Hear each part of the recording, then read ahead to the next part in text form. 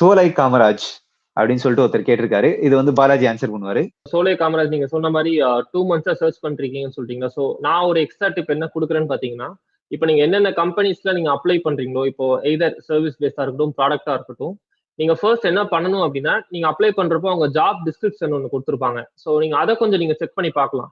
ஏன்னா ஒரு 2 months உங்களுக்கு கால் பேக் வராம இருக்கிறதுக்கான ரீசனும் நீங்க கொஞ்சம் அனலைஸ் பண்ணீங்க அப்படின்னா இன்னும் கொஞ்சம் பெட்டரா இருக்கும். ஏன்னா அக்ஷய் சொன்ன மாதிரி 2 monthsல கிடைக்கலன்னா 3 monthsல கூட கிடைக்கலாம். ஸோ நீங்க வந்து AWS சொல்யூஷன் ஆர்கிடெக்ட மட்டும் நம்பி நீங்க வந்து ஜாப் வரணும் அப்படின்னு நினைச்சீங்கன்னா வந்து அது வந்து ரொம்பவே கஷ்டம் தான் நாங்க சொல்லுவோம். ஏன்னா கிளவுட் இன்ஜினியர் வந்து வெறும் AWS மட்டும் ஒர்க் பண்ணல, இன்னும் நிறைய ஸ்கில்ஸ்ல வந்து எக்ஸ்பர்டைஸ் தேவைப்படுது. ஸோ நீங்க ஜாப் டிஸ்கிரிப்ஷனை கொஞ்சம் பாருங்க. ஸோ எக்ஸ்ட்ரா ஏதாவது படிக்க வேண்டியிருக்கா, இல்ல வந்து ஃபார் எக்ஸாம்பிள் வந்து உங்க ரெஸ்யூம்ல வந்து அந்த ஸ்கில்ஸ் இல்லையா, இல்ல இருக்கான்றத பாருங்க. ஃபார் எக்ஸாம்பிள் இப்போ அவங்க வந்து ஷெல் ஸ்கிரிப்டிங், லினக்ஸ், டாக்கர், குபர்னெட்டிஸ் தான் கேட்டிருக்காங்க. உங்க ரெஸ்யூம்ல அதெல்லாம் இல்ல அப்படின்னா ஆப்வியஸா ஷார்ட் லிஸ்ட் ஆக மாட்டீங்க.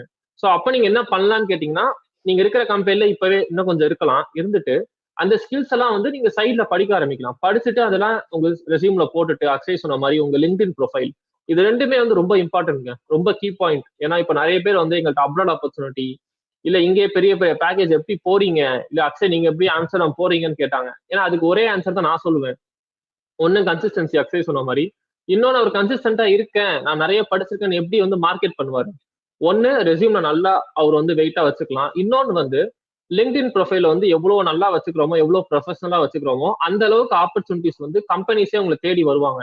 ஸோ இதெல்லாமே நீங்க கொஞ்சம் கன்சிஸ்டன்டா பண்ணிக்கிட்டே இருங்க. இப்போ நீங்க வந்து ஒரு AWS சொல்யூஷன் ஆர்கிடெக்ட் படிச்சிருக்கீங்க அப்படின்னா ஃபர்ஸ்ட் நீங்க அதை வந்து நீங்க உங்க ரெஸ்யூம்ல போடுங்க. அதே மாதிரி அதுல பண்ண லேப்ஸ் அதுதாங்க இண்டஸ்ட்ரி சினாரியோஸ். ஸோ அதை தூக்கி உங்க டிஸ்கிரிப்ஷன்ல போடுங்க. நான் ஒரு EC2 கிரியேட் பண்ணேன், அதுல இதெல்லாம் வந்து கஸ்டமா AMA கிரியேட் பண்ண எல்லாமே போடுங்க. அப்பதான் வந்து ஓகே நீங்க ஒரு நான் டெக்னிக்கல் BPOல இருந்து நீங்க இங்க வரீங்க, ஸோ இன்ட்ரெஸ்ட் நிறைய இருக்குன்றது நீங்க காமிக்கணும். உங்க ரெஸ்யூம் ப்ரொஃபைல காமிச்சாதான் வந்து அக்ஷய் சொன்ன மாதிரி ஃபார் ஷூர் நீங்க ஒரு 2 to 3 months down the line வந்து இதெல்லாம் நீங்க கன்சிஸ்டன்டா பண்ணீங்க அப்படின்னா கண்டிப்பா வந்து ஒரு ஒரு ஆஃபரோட நீங்களே தமிழ்குள்ள வந்து ப்ரோ எனக்கு வந்து வேலை கிடைச்சிச்சு அப்படின்னு நீங்களே சொல்லுவீங்க. ஸோ இதெல்லாம் கன்சிஸ்டன்டா பண்ணிட்டே இருங்க. கண்டிப்பா கண்டிப்பா சூப்பர் பாலாஜி. அது வந்து ஒரே சென்டென்ஸ்ல சொல்லணும்னா விடாமுயற்சி விஸ்வரூப வெற்றின்னு சொல்லுவாங்கல்ல. சோ அதுதான் இது, வேற ஒண்ணுமே இல்லை. டெய்லி நீங்க வந்து கன்சிஸ்டன்டா இருந்துட்டே இருக்கணும்.